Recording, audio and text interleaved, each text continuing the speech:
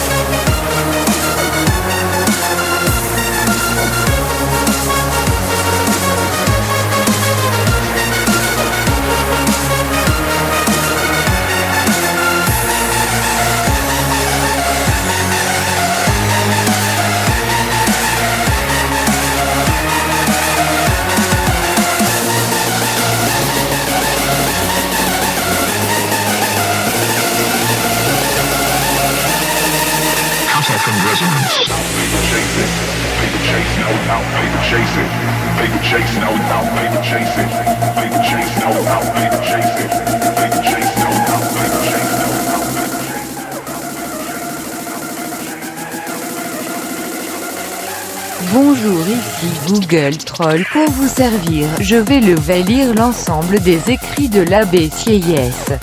Vive le Christ roi et vive la France, amen, dire d'elle, ABSIEYES sur la question du veto royal, à la séance du 7 septembre 178, accent circonflexe. J vicieur, astérisque, J apostrophe applaudit à la sagesse de LHEC Assemblée, qui n'a rien voulu décider sur la question de la sanction royale. Avant d'avoir éclairci les questions voisines et dépendantes de la permanence des États généraux 8 et de l'unité d'accord législatif. Ces questions elles-mêmes ne peuvent pas tellement s'isoler qu'elles n'aient encore besoin. Pour être parfaitement éclairé, d'emprunter toutes les lumières qui appartiennent à l'organisation entière de la représentation nationale, mais ce qui convient le mieux n'échappera pas à votre sagacité. L'Assemblée paroit avoir abandonné l'idée d'attacher au pouvoir royal une pan intégrante dans la AX formation de la loi. J'ai a senti que ces rois altérés et dénaturés tétéré accent circonflexe c'est de la loi. Que différenterait d'autres éléments que des volontés individuelles. La seule définition raisonnable qu'on puisse donc border la loi ESLRD est appelée l'expression de la volonté des gouvernés. Les gouvernails ne peuvent s'en emparer est ou en partie sans approcher plus ou moins du despotisme. 2. Ne faut pas souffrir un alage où il est dangereux ses effets. que si, considérant la personne du vous vous rappellerez les belles paroles que Sa Majesté a prononcées au Android vous, avant même la réunion des ordres, moi, a-t-elle dit, qui ne fuit qu'un avec la nation.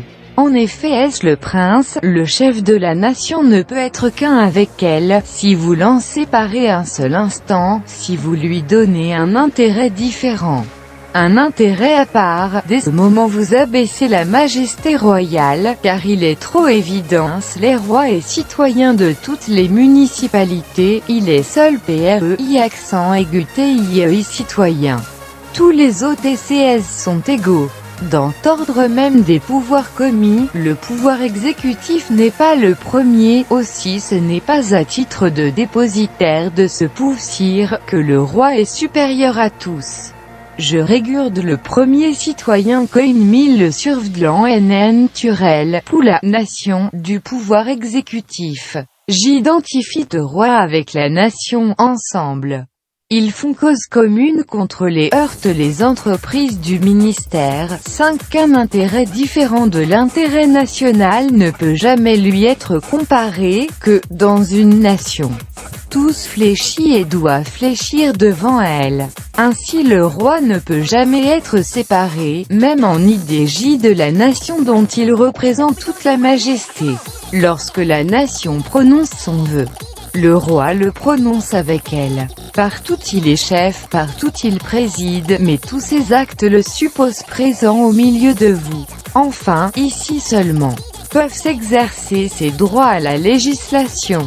Si l'on est conduit à reconnaître que le roi ne peut point concourir à la formation de la loi hors de l'Assemblée nationale, il n'est pas encore décidé pour tous quelle est la part d'influence proportionnelle qu'il peut y prendre.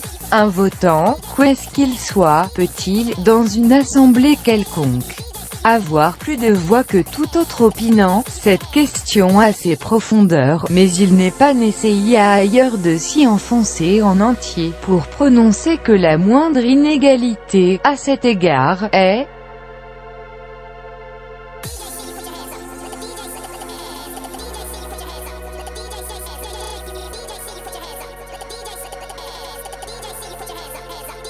incompatible avec toute idée de liberté et sperluette d'égalité politique. Je me contente de vous présenter le système comptaire, comme ramenant à l'instant la distinction des ordres. Caché qui caractérise la pluralité des ordres est précisément l'inégalité des droits politiques.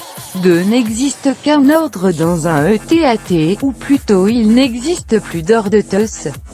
Dès que la représercice à 3 stations est commune esperluette et gay. Sans doute nul clafle de citoyen n'espère conserver en sa faveur une représentation partie, le séparée et inégale. Ce serrois un monstre en politique, il a été abattu pour jamais. Remarquez, messieurs 3 une autre conséquence du système que je combats ici. Si le suffrage d'un votant pouvait valoir 2 suffrages en nombre, il n'y aura plus de raison pour que la même autorité qui lui a accordé ce privilège politique ne put lui accorder celui de peser autant que 10 que 1000 suffrages.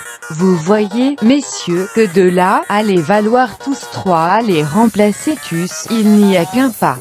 Si une volonté peut valoir numériquement 2 volontés dans la formation de la loi, elle peut en valoir astérisque 5 millions. Alors la loi pourra être faite préfiant d'une seule volonté. Alors le roi pourra se haïr seul représentant de la nation. Nous observions il y a un instant que l'inégalité des droits politiques nous ramenoit à l'aristocratie. Il est clair que ce système odieux ne serroir pas moins propre à nous plonger dans le plus absurde despotisme. Faut donc reconnaître et soutenir que toute volonté individuelle est réduite à son député, d'un bailliage est immédiatement choisi par soi bailliage, mais immédiatement. Il est élu par la tota astérisque light des bailliages.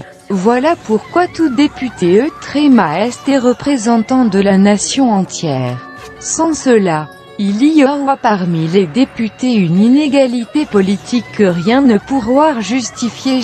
Et la minorité pourra faire la loi, la majorité, ainsi que je l'ai démontré ailleurs. Le roi, considéré comme individu, est réduit et sa volonté individuelle. À ce titre seul, il ne peut voter que dans une des premières, tenibles et élémentaires, où tout citoyen est admis à porter son suffrage. Le roi, considéré comme fenteur citoyenne, comme chef de la nation, est censé représentant de la nation dans toutes les assemblées graduelles, jusqu'à l'Assemblée nationale. Partout il a droit de voter, partout il peut présider, partout il y a accent aigu est légalement le premier, parce qu'il ne peut y avoir de premier que par la loi. Mais nulle part son suffrage ne peut en valoir deux. Ce principe est c'est démontré, en ce moment, par les inconvénients du système contraire, tel que je viens de le présenter actuellement. Messieurs, si vous voulez considérer le roi comme dépositaire de toutes les branches du pouvoir exécutif, et il est évident qu'il ne s'offre plus rien dans son autorité, quelque fin indue, quelque immense qu'elle soit, qui PUI accent aigu et feu en a 4 traits, comme partie intégrante, dans la SOMNCN de la LOI. Ce roi oublieur que les volontés individuelles peuvent seules NRRER, comme élément dans la volonté générale, l'exécution de la loi est postérieure à sa formation, le pouvoir exécutif et ce qui lui appartient n'est censé exister qu'après la loi toute formée. Auparavant, toutes les volontés individuelles avaient été consultées, ou plutôt, avaient concouru à la confection de la loi. Donc il n'existe plus rien qui doive être appelé à y concourir. Tout ce qui peut y être s'y trouve déjà, ne lui manque qu'il ne pouvoir y avoir que des volontés, elles y sont toutes. Si donc l'ex-TCIE du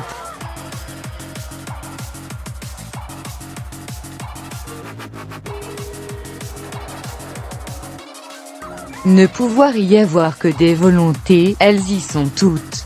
Si donc l'ex-TCIE du pouvoir exécutif donne une expérience, procure des lumières qui peuvent être utiles aux législateurs. On peut bien écouter ses conseils. Gilles invité à donner son avis, mais cet avis est autre chose qu'une volonté. 2 ne doit point, JC le répète, entrer dans la formation de la loi comme partie intégrante. En un mot, si le pouvoir exécutif peut conseiller loi, il ne doit point contribuer à la faire. Le droit d'empêcher n'est point, suivant moi, différent du droit de faire. D'abord il est aisé de s'apercevoir que le ministère royal fera proposer par des députés, et Esperluette sait soutenir Mister un parti, toutes les lois qui lui conviendront. Saint-Elle passe, tout est fait à son gré. Si elles font rejeter, il rejetait à son tout neuf toutes les décisions contraires. On n'a besoin que de ce premier aperçu pour sentir qu'un tel pouvoir est énorme. Esperluette que celui qui l'exerce est à peu près le maître de tout, persistera on à dire qu'Ampscher n'est point faire. Je ne fais, mais, dans cette assemblée JNE accent circonflexe ME. Ce n'est pas autre chose que fait la majorité, à qui pourtant vous ne refusez pas le droit de faire. Lorsqu'une motion est soutenue seulement par la minorité, la majorité exprime le vœu national en la RT fusant, elle exerce son pouvoir législatif sans limite. En cela, il est permis de le demander. Que fait de plus qu'un acte dont on veut attribuer l'exercice pouvoir exécutif? Je dis que le droit d'empêcher que l'on veut accorder au pouvoir exécutif est bien plus puissant encore 5 car enfin, la majorité du corps législatif n'arrête que la minorité, au lieu que le ministère arrêtera la majorité elle-même, c'est y dire, le vœu national.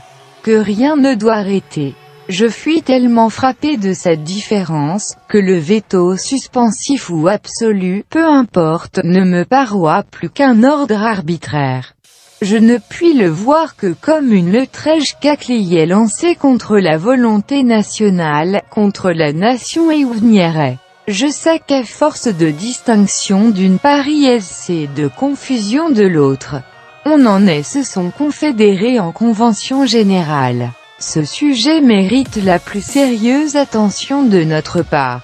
La France ne doit point être un assemblage de petites nations qui se gouverneront séparément en démocratie. Elle n'est point une collection d'États.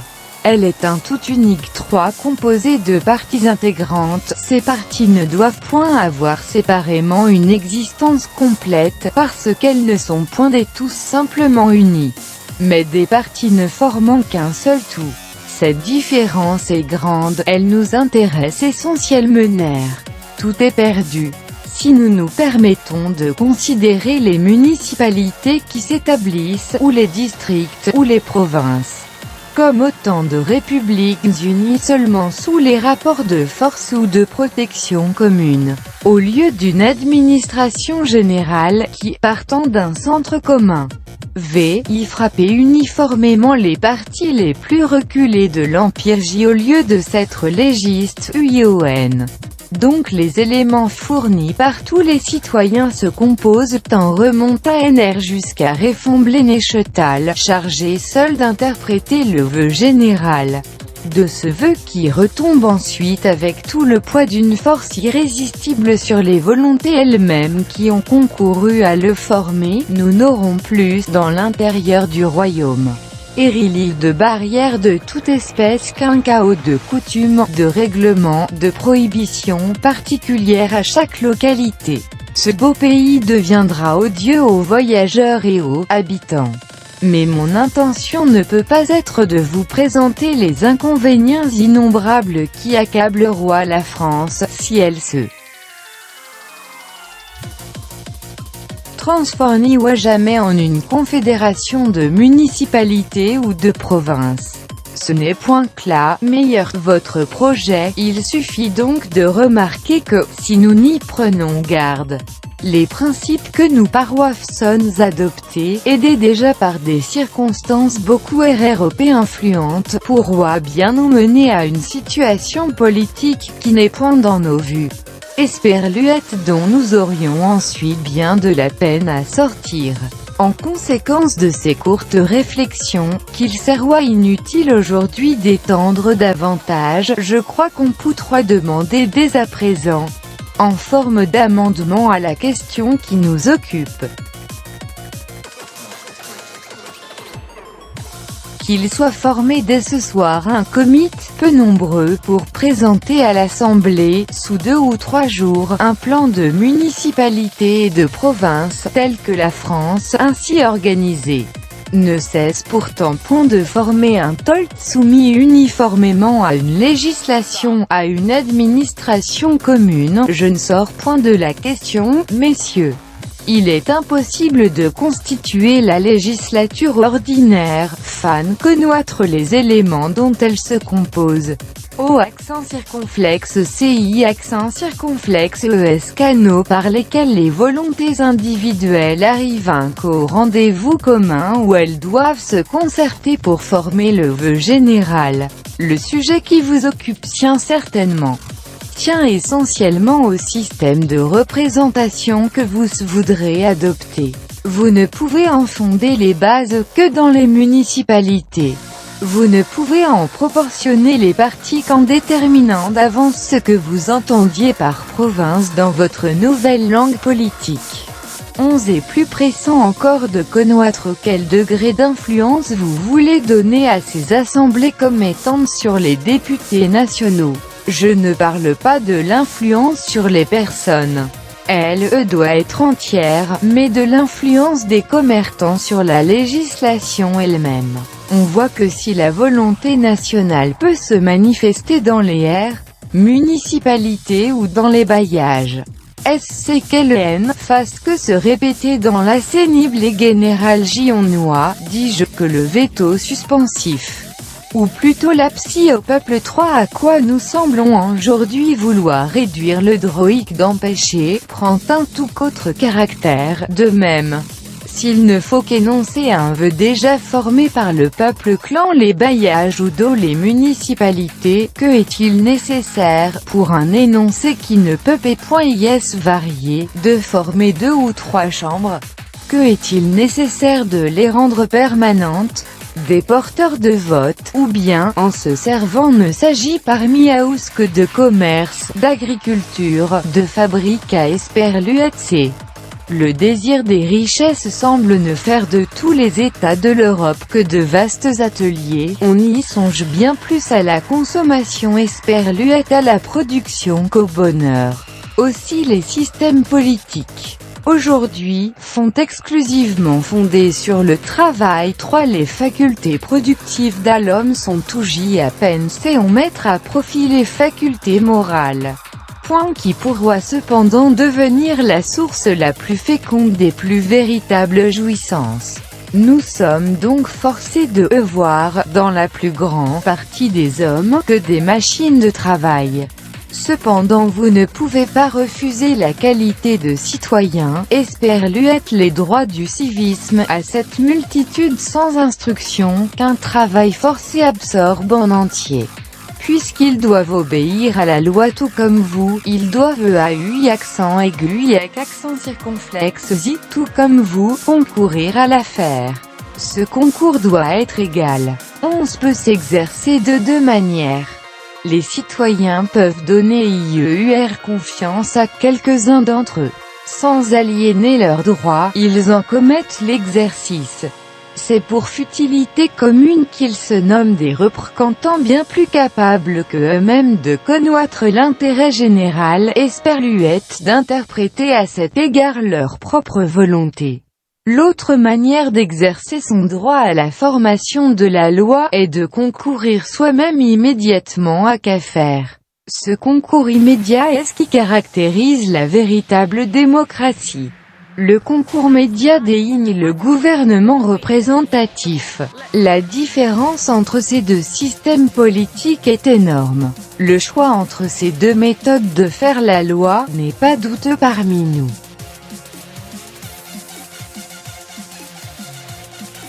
D'abord, la très grande pluralité de nos concitoyens n'a ni AZ d'instruction, ni AFLTZ de loisirs, pour vouloir s'occuper directement des lois qui doivent gouverner la France.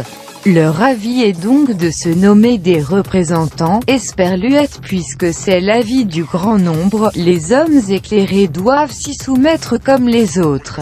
Quand une société est formée, on sait que l'avis de la pluralité FAI c'est loi pour tous.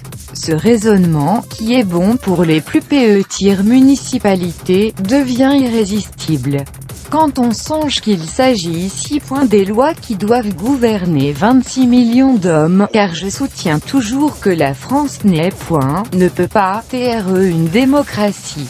Elle ne doit point devenir HIETAT fédérale, composée d'une multitude de républiques, unies par un lien politique quelconque. La France doit être un seul tout, soumis dans toutes ses parties à une législation SC et à une administration commune, puisqu'il est évident que 5 à 6 millions de citoyens actifs, répartis sur plus de 25 000 lieux accent aigu et ne peuvent point assembler, il est certain qu'ils ne peuvent aspirer qu'à une législature par reprétil de FCNTAON. Donc les citoyens qui se nomment des représentants renoncent et doivent renoncer à faire eux-mêmes immédiatement la loi, donc ils n'ont pas de volonté particulière à imposer. Toute influence, tout pouvoir leur appartient sur la personne de leur mandataire, mais c'est tout. S'ils dictaient des volontés 3 ne servent plus cet État représentatif J se servent à un État démocratique.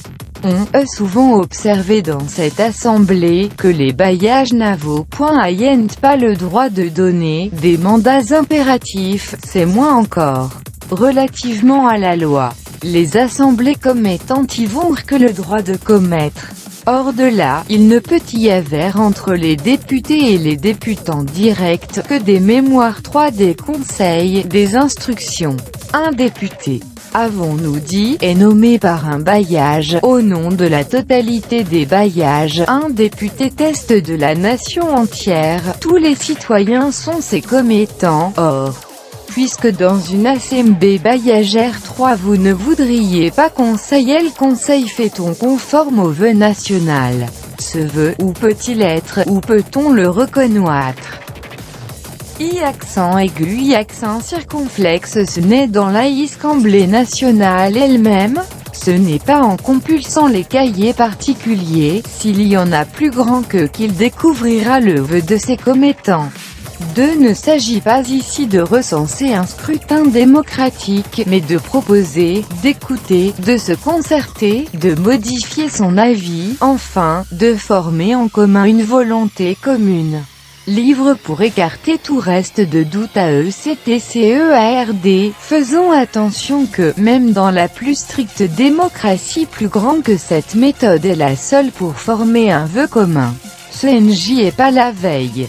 Si c'est chacun chez soi J que les démocrates les plus jaloux de la liberté forment et fixent leur avis particulier, pouf étrine suite portée sur la place publique, sauf à rentrer chez soi. Pour recommencer toujours solidairement J dans le cas où l'on n'aura pas pu tirer de tous avis isolés une volonté commune à la majorité. Disons-le tout à fait. Cette manière de former une volonté en commun s'avoue absurde. Quand on se réunit, c'est pour délibérer, c'est pour connaître les avis les uns de autres, pour profiter des lumières réciproques, pour confronter les volontés particulières, pour les modifier, pour les concilier, enfin pour obtenir un résultat commun à la pluralité. Je le demande à présent, ce qui paroît 3 absurde B.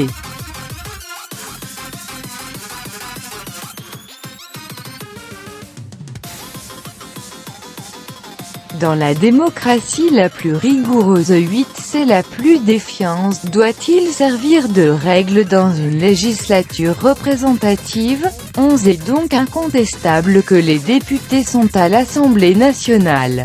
Non pas pour y annoncer le vœu déjà formé de leur commettant direct, mais pour y délibérer si c'est Y voter librement d'après leur avis actuel, éclairé de toutes les lumières que l'Assemblée peut fournir à chacun. 2 est donc inutile qu'il y ait une déafion dans HS bailliage ou dans les municipalités, ou dans chaque maison de ville ou village, car les idées que je combats ne mènent à rien moins qu'à cette espèce de chartreuse politique. Ces sortes de prétentions seront plus que démocratiques. La décision n'appartient et ne peut appartenir qu'à la nation assemblée. Le peuple ou la nation ne peut avoir qu'une voix, celle de la législature nationale. Ainsi, lorsque nous entendons parler d'un appel au peuple, cela ne peut vouloir dire autre chose, si ce n'est que le pouvoir exécutif pourra appeler de la nation à elle-même. Esperluette n'ont pas des représentants à leurs commettants, puisque ceux-ci ne peut y vaincre se faire entendre que par les députés nationaux. L'expression d'appel au peuple est donc mauvaise, autant qu'elle est impolitiquement prononcée. Le peuple, je les répète, dans un pays qui n'est pas une démocratie Esperluette la fausse ne waroque l'être, les peuples ne peut parler, ne peut agir que par ce I accent aigu représentant.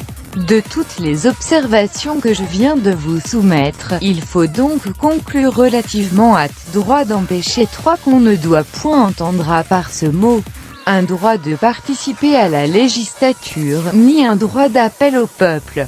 Esperluette comme j'ai prouvé en même temps que le droit d'empêcher ne diffère point le pios souvenir du droit de faire 3. Il me semble que je pourrais déjà en tirer les conséquences que le veto, s'il est nécessaire, ne peut être confié qu'à ceux qui ont le droit de faire, c'est-à-dire à ceux qui participent déjà activement à la formation de la loi.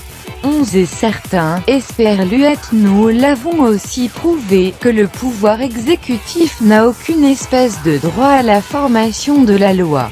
Si donc vous vouliez accorder le veto ZW Roi, Ce ne pourvoit pas de voter à toutes les assemblées qui sont dans l'ordre de la représentation nationale. À ce titre, seul le roi n'a point de supérieur, la majesté royale éclipse tout. Parce qu'elle est la majesté nationale elle-même. Au terme où je suis arrivé, la question présente BZ change d'aspect, elle se réduit à savoir si le droit d'empêcher est utile, quand, esperluette en quoi, esperluette. Dans le cas où on le croira utile, s'il faut le faire exercer par le chef de la nation, votant dans l'Assemblée législative, ou par toute autre partie de la législature. Je crois inutile de prévenir que le veto, dont JFC cherche l'utilité, ne peut pas être le veto qui s'est présenté d'abord sous le nom de veto éolu.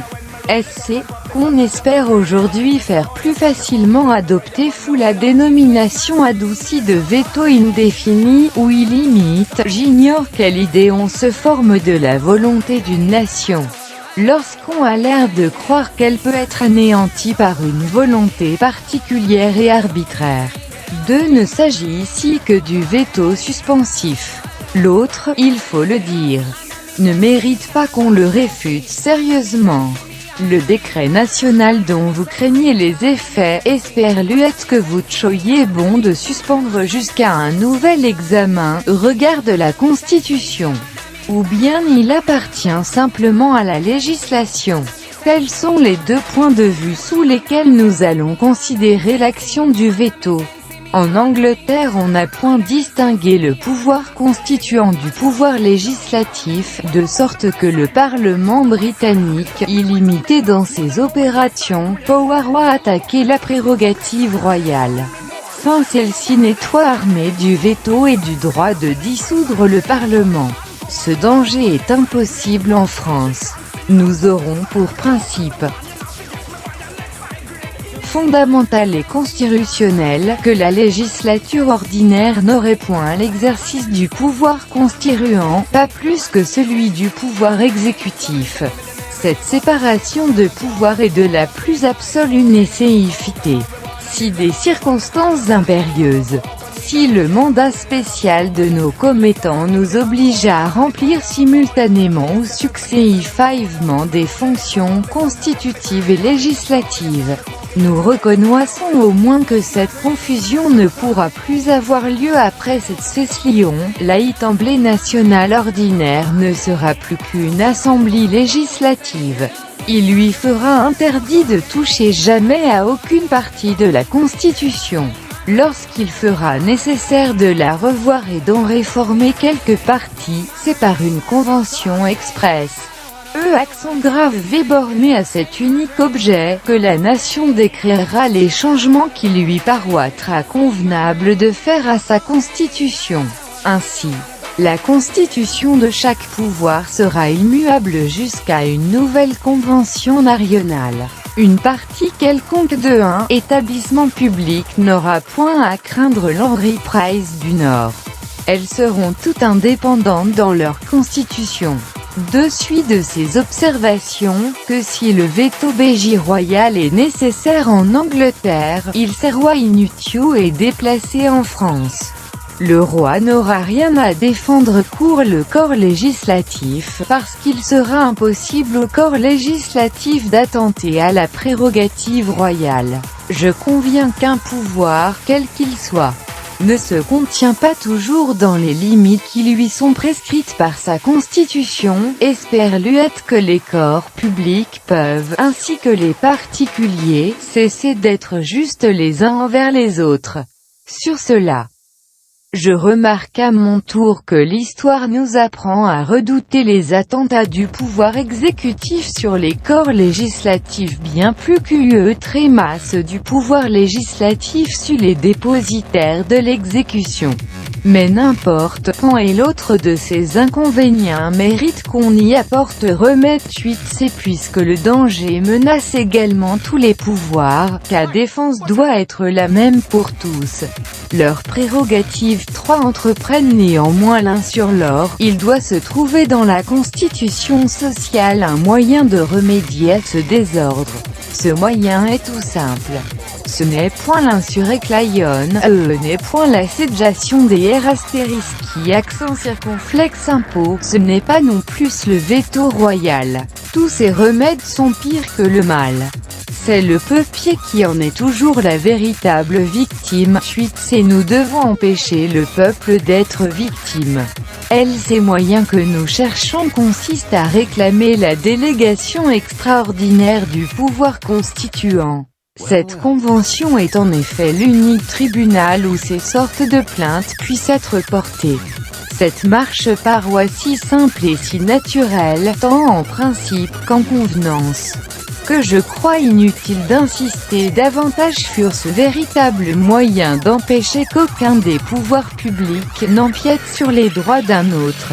On remarque sans doute qu'au moins CCTSIF PSDVOCST impartial, je n'en fais pas un privilège exclusif pour les ministres, est ouvert, comme il doit être, à route les parties du pouvoir public.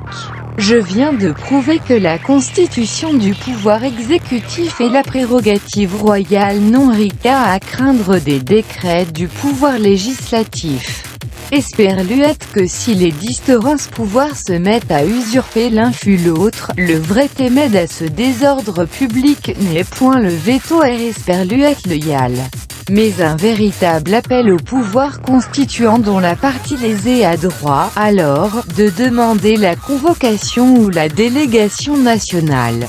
Permettez-moi d'ajouter, en passant, que cette convocation extraordinaire ne peut être B4 que paisible dans un pays dont toutes les parties seront organisées par un système de représentation générale, où l'ordre des députations sera bien réglé, et espère-lui les députations législatives seront fréquentes. Je viens, messieurs, de vous présenter les moyens de garantir toutes les parties de la Constitution des coups qu'elles pourront se porter les unes aux autres. Il faut maintenant examiner la prétendue nécessité du veto royal relativement à la législation. Ici je cherche avec soin ce qu'il peut y avoir de raison au moins spécieuse dans les arguments de ceux qui croient à futilité du veto. J'avoue que exécution du vœu national dans l'ordre législatif.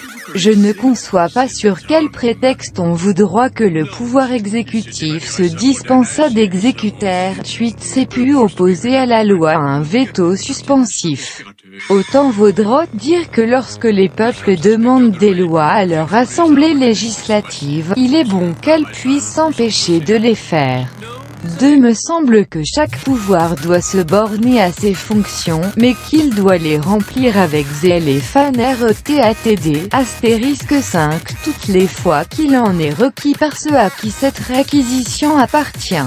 Hors de ces principes, il n'y a plus de discipline sociale dans aucune partie de rétablissement public.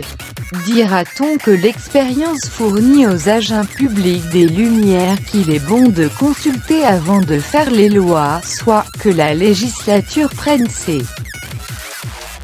conseils de tous ceux qui sont en état de lui en donner, mais, du moment que la loi est faite, on ne me persuadera jamais qu'il appartienne au bon ordre que ceux qui ont à la faire exécuter puisse exercer un veto contre le législateur, sous prétexte que le législateur a pu se tromper.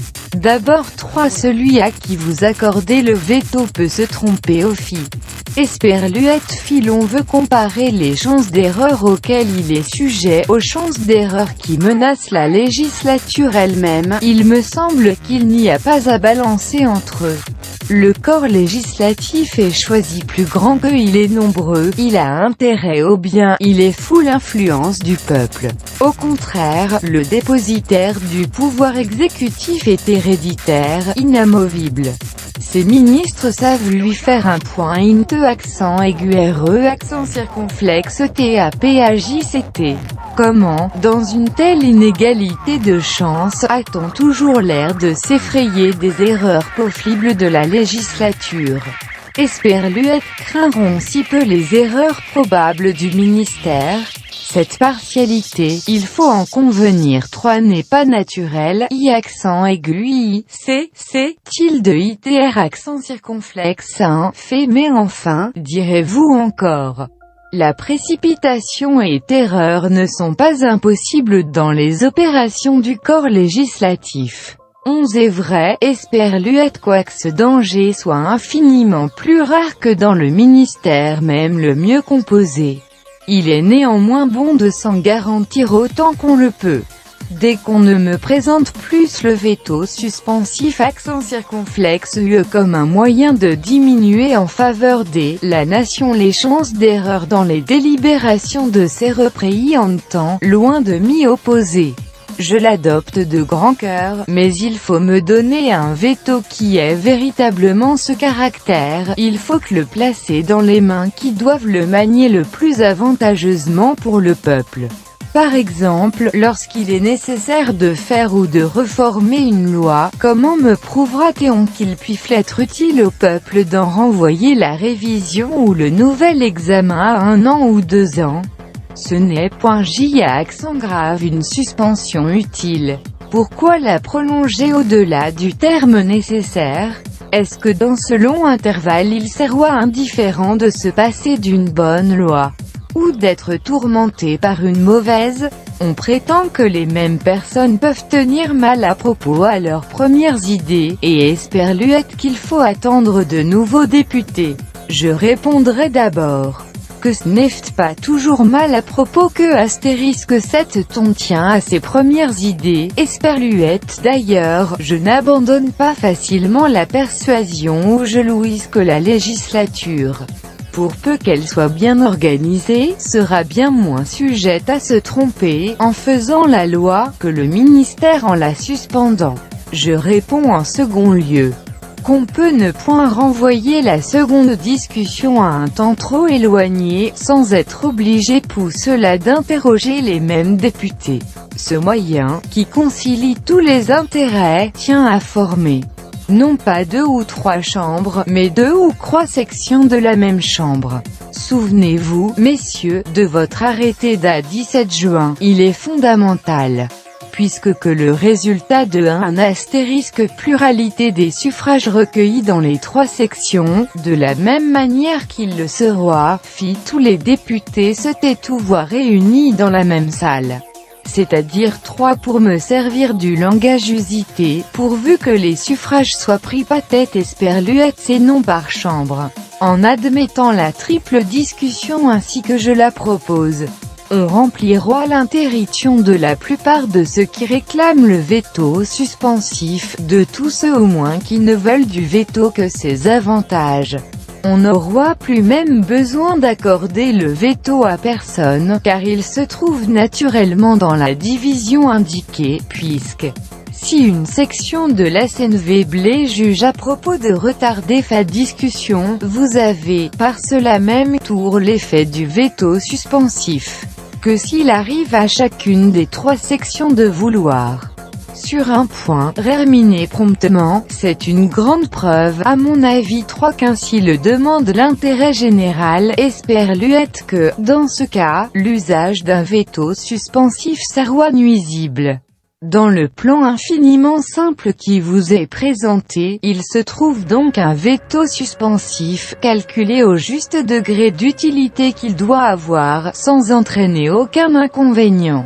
C'est donc à celui-là qu'il sort sans tenir. Je ne vois pas, en effet, pourquoi, si l'exercice d'un veto suspensif est bon esperluette utile on le astérisque 9 saurait roi de la place que la nature des choses lui as destiné dans la législature elle-même. Le premier qui, en mécanique, fit usage du régulateur, se garda bien de le placer hors de la machine dont il vouloit modérer le mouvement trop précipité. D'ailleurs, nous avons prouvé, nous avons reconnu plus haut que le droit d'empêcher ou de suspendre n'est souvent que le droit de faire, qu'il répugne de vouloir les séparer, que, surtout, il ne faut, dans aucun cas, En confier l'usage au pouvoir exécutif, en le faisant donc exercer d'une manière naturelle par les différentes sections de l'Assemblée législative elle-même. Nous notons rien au droit du chef de la nation, on aura sur ce veto la même influence que sur la loi. Esperluette, dans mes idées, c'est toujours lui qui est censé la prononcer au milieu de nous.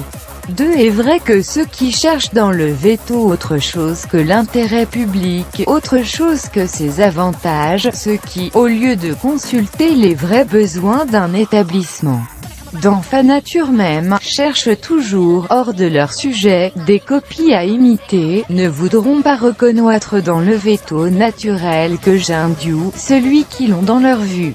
Mais, dès que nous serons assurés d'avoir établi tout ce qu'exige l'intérêt de la nation, Esperluette par conséquent l'intérêt du roi, est tout permis d'aller plus loin. Opposera-t-on enfin que malgré toutes nos précautions, il n'est pas absolument impossible que terreur se glisse dans un décret de la législature? Je répondrai en dernier résultat, que j'aime mieux. Dans ce cas infiniment rare, laisser terreur à réformer au corps législatif lui-même, dans les sessions suivantes, que d'admettre dans la machine législative un rouage étranger 3 avec lequel on suspendra arbitrairement action de son ressort. Avant de finir, je dirai un mot sur la permanence de l'Assemblée nationale. 3 Non, pour en prouver la nécessité, elle est trop impérieusement commandée par les principes, par les circonstances, par les plus puissantes considérations. 3 Pour craindre qu'elle n'ait pas en sa faveur à peu près unanimité des suffrages, je me permettrai seulement d'observer que ce lit se rompe. À mon avis, qui veut le malheur très réel de ne faire les lois que par saccade, il ne faut pas rendre impossible cette identité de principe. Esperluette, cette uniformité d'esprit qui doit qu'à trouver dans toute bonne législation. Enfin, il 3 faut pas que l'expérience des uns soit perdue pour les autres. Quand on voudra bien ne pas perdre de vue qu'il ne s'agit pas d'exercer le pouvoir constituant, ce pouvoir, à la vérité, exige à chaque session, un renouvellement total de ses membres. Mais qu'il s'agit seulement de décréter les lois et les règlements nécessaires au maintien journalier de la liberté, de la propriété, de la sécurité. Esperluette de surveiller la recette et la dépense des deniers publics. On se convaincra sans doute que le renouvellement des députés peut, sans danger, être se faire annuellement par tiers. De sorte qu'il y ait toujours un tiers des membres avec l'expérience de 2 ans, un tiers avec les lumières d'une année de travail. Esperluette enfin un nouveau tiers arrivant annuellement des provinces, pour entretenir toujours le corps législatif des besoins et des dernières opinions du peuple. Un corps ainsi constitué ne deviendra jamais aristocratique. Si nous décidons en même temps qu'il faudra un intervalle quelconque pour être de nouveau éligible, je finis par proposer à l'Assemblée l'amendement que j'ai annoncé dans le courant de mon opinion. Je ne le présente que parce que je le crois d'une nécessité pressante. S'il n'est pas appuyé, ou s'il est rejeté, j'aurai du moins acquitté ce que je crains de mon devoir, en prévenant sur le danger qui menace la France, si on laisse les municipalités s'organiser en république complète et indépendante. Voici l'avis que je propose. Qu'il soit nommé dans la journée un comité de 3 personnes, PONR présenté, le plus tôt possible, à l'Assemblée un plan de municipalité et de province tel qu'on puisse espérer de ne pas voir le royaume se déchirer en une multitude de petits États sous forme républicaine. Esperluette qu'au contraire, la France puisse former un seul tout, sourni uniformément, dans toutes ses parties, à une législation et à une administration commune.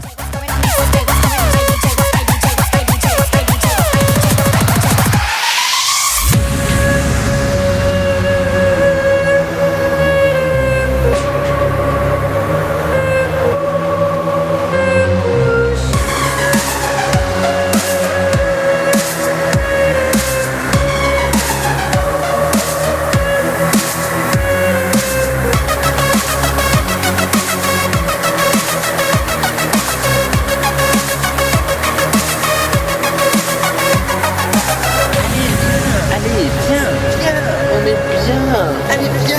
On est bien, bien, bien, bien, bien.